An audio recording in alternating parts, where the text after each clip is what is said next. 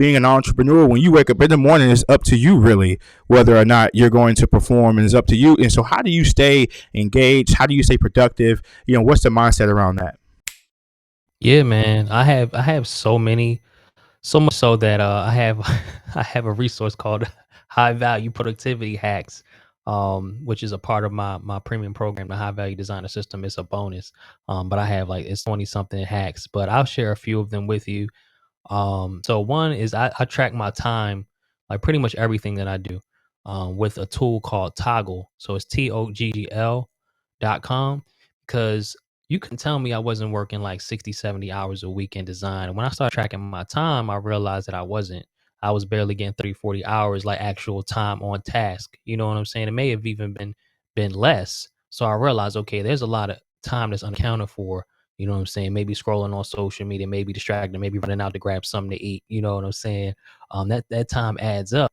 So when I started tracking my time, it was really eye opening for me, and I was able to do things like time block, but be really focused during the time that I'm working. Because like you have this almost like a big brother watching you, because this app, if you're idle, let's say on your computer for 5 minutes, it'll pop up and say, "Look, you got some idle time. What do you want to do? Discard this, or you want to keep going?" You could have been, reading or something like that, but it just forced me to be very cognizant of how I was spending my time. So that's one of my secret superpowers, or one of my secret hacks, is tracking my time. Everything that I do, not just for my retaining clients, because that's primarily why I use it, why I started using it, but if this meeting, for example, I'm tracking this. Anything that I do work related, I have that timer going. You know what I'm saying? So I can look back at the end of the week or the end of the month and see how my time was spent, whether it's work related, whether it's design or coaching, etc. So I can see how, like, what that split is. So that's one thing.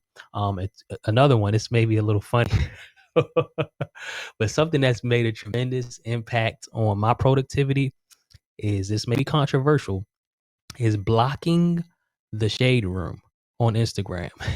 Blocking the shade room on Instagram.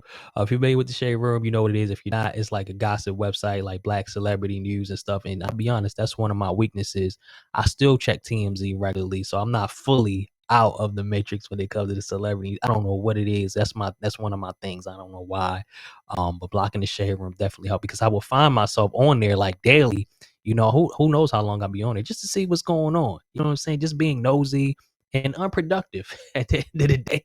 So that's helped tremendously since I blocked the shade room, with my productivity. And another one is blocking my Facebook timeline with an extension called Newsfeed Eradicator. So I don't have Facebook on my phone, and I only use it on the computer, but I block my timeline, or I block it from time to time. So when I go on to Facebook, I just jump in my groups. I don't even see anything on the news feed, because it's pretty much blocked. It doesn't show anything on the news feed, so you don't get caught just endlessly scrolling. So that's been helpful as well. And designers that I mentor and coach, that I've shared that with, they've had success with that as well. So the last thing I'll share is limiting my inputs while trying to output. So before, I would while I'm working, I'll try to, be in a flow state, really get in my groove, in the zone.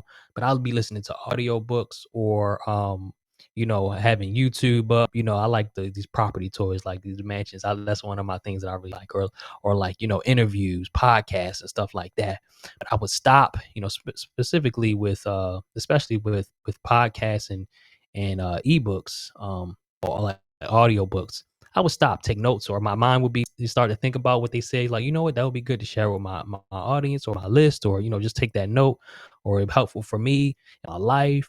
So it's just a lot of stopping and starting when I'm supposed to be working. So I just try to limit my inputs, limit that stuff. And I listen to music now, and I don't even listen to music with lyrics, because I only get this singing the song. I just let it flow. You know what I'm saying? So I can it'll help me reach the flow state that much easier, and stay in the zone, and listen to that stuff later, like when I'm not trying to work. So that's helped me as well. Like, I see my productivity increase when I wasn't like watching YouTube and listening to audiobooks while I'm supposed to be doing deep work. Take this mind of mine.